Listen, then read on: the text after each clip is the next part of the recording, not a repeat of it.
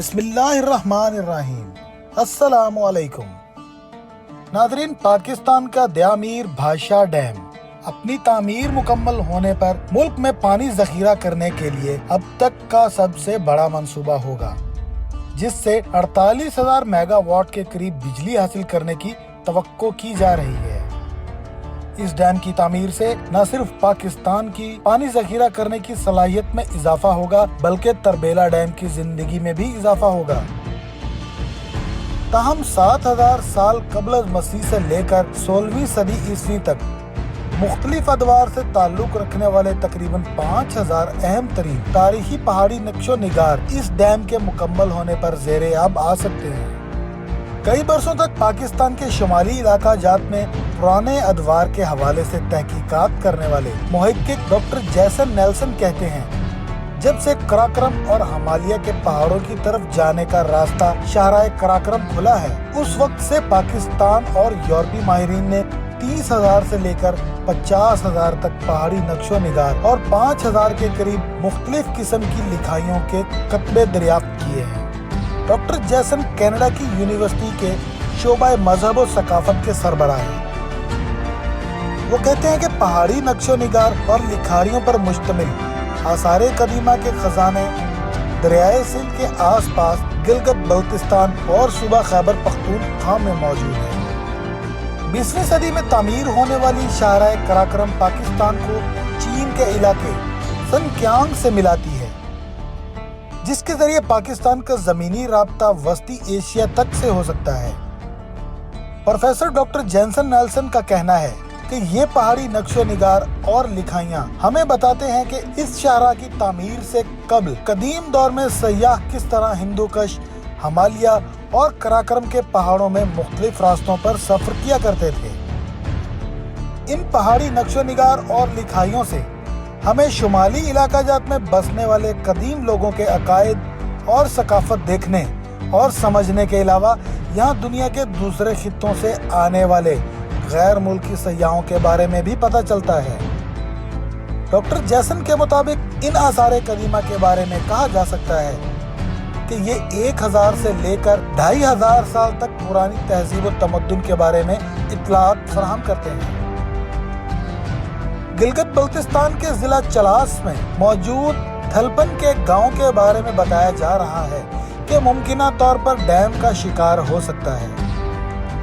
تھلپن میں اب تک ماہرین کئی پہاڑی قدیم نقش و نگار اور لکھائیاں دریافت کر چکے ہیں۔ ڈاکٹر جیسن نے تھلپن میں موجود ایک ایسی ہی چٹان پر نقش و نگار کے حوالے سے بتایا کہ اس علاقے میں موجود پتھروں پر جانوروں، انسانوں اور کچھ نشانات کے خاکے قبل از تاریخ اور بعد از تاریخ کے ہیں، جس میں زیادہ تر مارخور، پہاڑی بکروں اور دیگر جانوروں کی شکلیں ہیں، جبکہ شکاریوں اور گھڑ سواروں کے علاوہ مختلف دیگر نشانات اور عمارات ہیں جن کا تعلق ہر عہد سے ہو سکتا ہے۔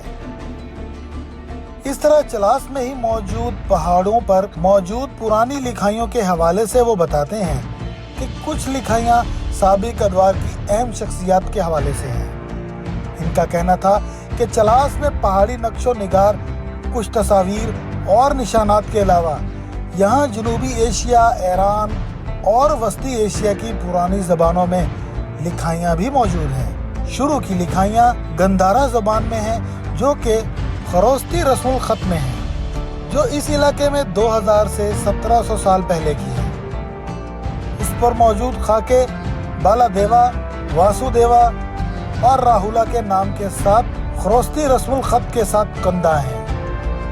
ایک اور پہاڑی نقش کے حوالے سے پروفیسر کا کہنا تھا کہ بدھ مت کی اس ڈرائنگ میں گندھارا زبان میں لکھائی ہوئی ہے، جو کہ بتاتی ہے کہ بخش یعنی راہب اسٹوپا کی عمارت میں عبادت کر رہے ہیں۔ یہ پہاڑی نقش و نگار ٹیکسلا، سوات اور گندھارا میں موجود آثار قدیمہ سے ملتے ہیں۔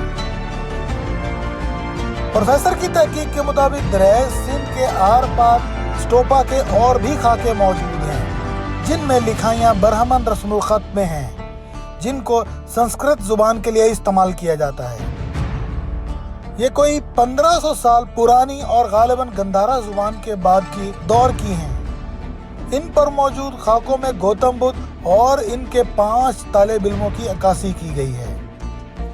माना जाता है कि उन्होंने अपना पहला दर्स इंडिया के शहर बनारस के करीब वाक़या सरनाथ में हिरणों के पार्क में दिया था, इसीलिए उन खाकों में हिरन भी देखे जा सकते हैं।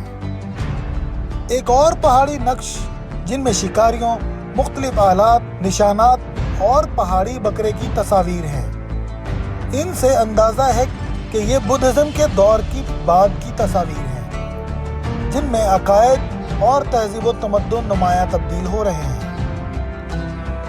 इस बारे में दो राय नहीं पाई जाती कि दयामीर भाषा डैम की तामीर की सूरत में ये कदीम विरसा बहरहाल अपनी असली हालत में मौजूद नहीं रहेगा, जिसके बाद पूरी दुनिया का माहिरीन में ये बात ज़ेर मौजू है कि इसको किस तरह महफूज किया जा सके। डॉक्टर जैसन का कहना था कि इस विरसे को कुछ न कुछ हिस्सा तो मुख्तलिफ सूरतों में महफूज है।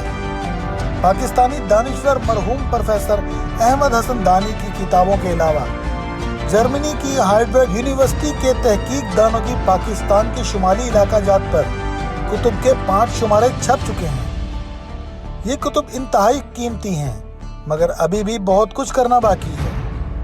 इसके लिए ज़रूरत इस बात की है कि जदीद तरीके इख्तियार करके इन कीमती नक्शो निगार और लिखाइयों को महफूज किया जा सके, ताकि सकाफती विरसे को नुकसान से बचाया जा सके। नाज़रीन, अगर हमारी वीडियो पसंद आए तो हमारे चैनल को सब्सक्राइब कीजिए और वीडियो को दोस्तों के साथ शेयर कीजिए।